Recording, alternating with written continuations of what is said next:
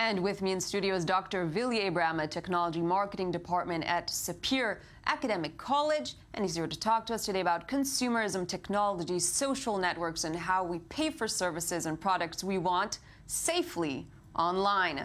So, Vili, thanks for being here. Facebook, I understand, has a new method of payment through its messenger. Tell us a little bit about the method itself and what's its advantage. Okay, so first of all, back in March of 2015, it already offered a feature where you could pay your friends peer-to-peer payments. The advantage now, actually we have three advantages, and one of them is to the users, to Facebook itself, and to companies. So first of all, Facebook guarantees that you're online longer by being able to pay through the messenger itself without being routed to a different application. To businesses, it guarantees access to 1.5 billion users. And to the users itself, it actually offers convenience because you're there already. You don't have to, leave the Facebook app and go to another app. So it really offers convenience to everybody. How is this affecting PayPal, I wonder? Well, they are going to be in competition with them because they're getting on the payment through smartphone bandwagon. So it means that they'll be in competition with Apple and Google Pay and all of these companies. Of course, PayPal is among them. So I understand that this feature is something that people have been waiting for a long time. Give us an example of how it's used and how this can help me as a user.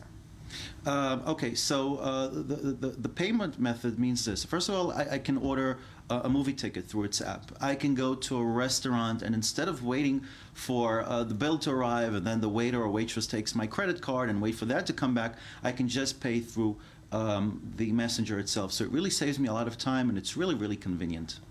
Great. Now, I want to talk to you about the Galaxy Note 7 battery, which has caused immense damage to the company. First of all, do you think they'll be able to recuperate from this? Well, the thing with the battery couldn't come at a worse time. First of all, it more or less coincided with the launching of Apple, the iPhone 7.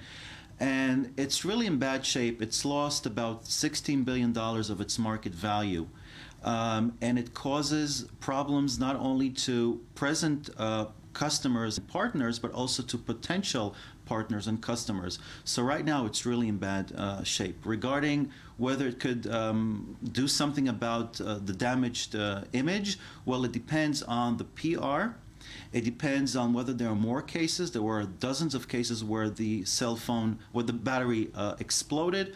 They were banned from getting on airplanes, and it also depends on whether it can guarantee the public that it's really taking serious steps to avoid such situations in the future. Indeed, and just quickly, how forgiving do you think users are? Because if someone is an Android or a Samsung junkie, he probably won't switch to iPhone even if there is a big problem with the battery, let's say. Well, I think it's not just a big problem, it's a life-threatening problem. Of course. And when it gets so serious, I think that a lot of Galaxy users are going to switch over to iPhone. Definitely. Because, if it's something small, something that you can fix, something is not life-threatening, something that cannot harm your children, then it's something that is more forgiving, but not what happened with the Galaxy. So this is good news indeed for the iPhone and for Apple in that case. Definitely. And not forgiving once it becomes life-threatening. Vili Abraham, thank you very much for joining us today. It's a pleasure.